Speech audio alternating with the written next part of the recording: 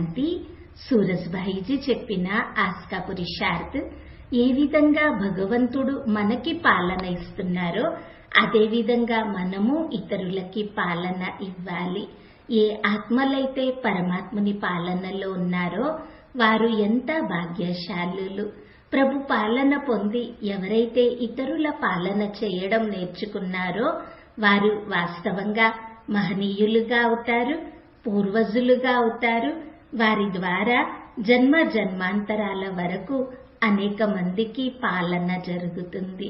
బాబా మనకి ప్రేమను ఇచ్చి పాలన చేశారు, మంచి మార్గదర్శనము ఇచ్చి పాలన చేశారు, ఎంతో ఎంతో మంచి సమయానికి తగిన టచింగ్ ఇచ్చి శక్తులని ఇచ్చి పాలన చేశారు. అదేవిధంగా మనం కూడా ఇతరులకి పాలన ఇవ్వడం నేర్చుకోవాలి. ఎక్కడైతే ఇతరులకి పాలన బాగా జరుగుతుందో అక్కడ సేవలో వెలుగు ఉంటుంది, నలువైపులా పచ్చదనము ఉంటుంది, అందరి మనసు ప్రేమతో ఆనందంతో నిండుగా అవుతుంది.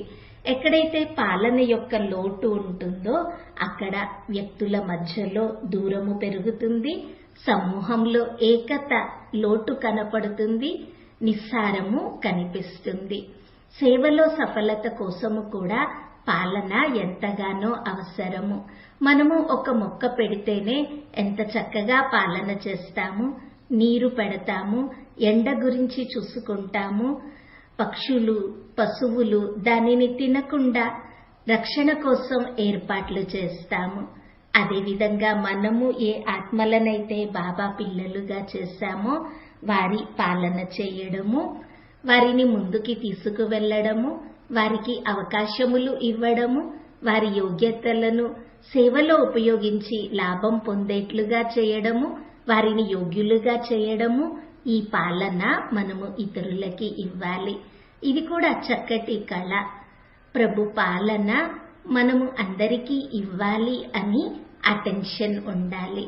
కొంతమంది ఆత్మలు డైరెక్ట్ గా పరమాత్ముని పాలనను అనుభవం చేసుకోలేరు. కానీ మన ద్వారా వారికి ఈశ్వరీయ పాలన యొక్క అనుభూతి కలగాలి. అలౌకిక ఆత్మిక ప్రేమ వారికి లభించాలి, అలౌకిక మార్గదర్శనము లభించాలి. వారి సమస్యలని మనము సమాధానపరచగలగాలి, వారికి సహాయం చేయాలి.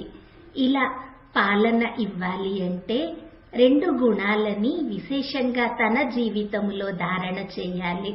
ఒకటి దయాభావన, రెండవది సహయోగము ఇచ్చే వృత్తి. మనము అందరికీ సహయోగమును ఇవ్వాలి. ఎందుకనగా ఏ ఆత్మలైతే మన వద్దకి వచ్చారో వారు సంపూర్ణంగా లేరు. వారు ప్రాప్తులు పొందడానికి వచ్చారు, సమస్యలతో వచ్చారు, విషయ వికారముల పెద్ద పెద్ద భారములు మూటలు తన తలపై పెట్టుకొని వచ్చారు. మనము వారిని తేలికపరచాలి, వారి బరువులని దించాలి. మన వద్దకి రావడంతోటే ఎవరైనా ఎంతగానో తేలిక పడితే, సంతోషంతో నిండుగా అవుతే అర్థం చేసుకోవాలి ఇది వారికి శ్రేష్ట పాలన మనము ఇవ్వడము అని. మన దగ్గరికి వస్తే ఎవరైనా భారంగా అవుతే, డిస్టర్బ్ అవుతే, మన మాట విని ఎవరి దుఃఖమైనా పెరిగితే మనలో పాలన యొక్క గుణము లేక సంస్కారము లేదు అని అర్థం చేసుకోవాలి. బాబా కోరుకుంటారు, నేను ఏ విధంగా మహాన్ ఆత్మలందరి పాలన చేశానో అదేవిధంగా ఈ మహాన్ ఆత్మలు తమ తోటి చిన్న సోదరి సోదరుల పాలన చాలా చక్కగా చేయాలి అని. కావున పాలన చేయుట తన అలవాటుగా మార్చుకోవాలి. ఈరోజు మనము ప్రపంచమంతటికీ పాలన ఇవ్వాలి, ప్రకృతికి కూడా పాలన ఇవ్వాలి. ఈ పాలన జరిగేది వైబ్రేషన్స్ ఇవ్వడము ద్వారా. ప్రపంచంలో ఇతర అన్ని రకముల పాలనలు మనుషులు మనుషులకి ఇవ్వగలరు. కొంతమంది సహయోగము ఇస్తారు, కొంతమంది వైద్యపరంగా సపోర్ట్ చేస్తారు, ఇంకొంతమంది ఇంకా కొన్ని రకాలుగా సహాయం చేస్తారు. కానీ వైబ్రేషన్స్ ఇవ్వడము, వైబ్రేషన్స్ చేత వాయుమండలమును పవర్ఫుల్ గా పవిత్రంగా చేయుట, వైబ్రేషన్స్ ఇచ్చి నిరాశతో ఉన్న ఆత్మలు, నిరుత్సాహంతో ఉన్న ఆత్మలు, సర్వస్వము కోల్పోయాము అనుకునే ఆత్మలకి మరలా సంతోషము ఇవ్వడము, వారి జీవితంలో ఆశా కిరణములు వెలిగింపచేయడము, ఎవరైతే ఆత్మహత్యకి కూడా సిద్ధమయ్యారో అటువంటి ఆత్మలకి నవ జీవితము కోసము ప్రేరణ ఇవ్వడము, ఈ పాలన వైబ్రేషన్స్ ఇవ్వడం ద్వారానే సాధ్యమవుతుంది. మరి ఈ రోజంతా అభ్యాసం చేద్దాము.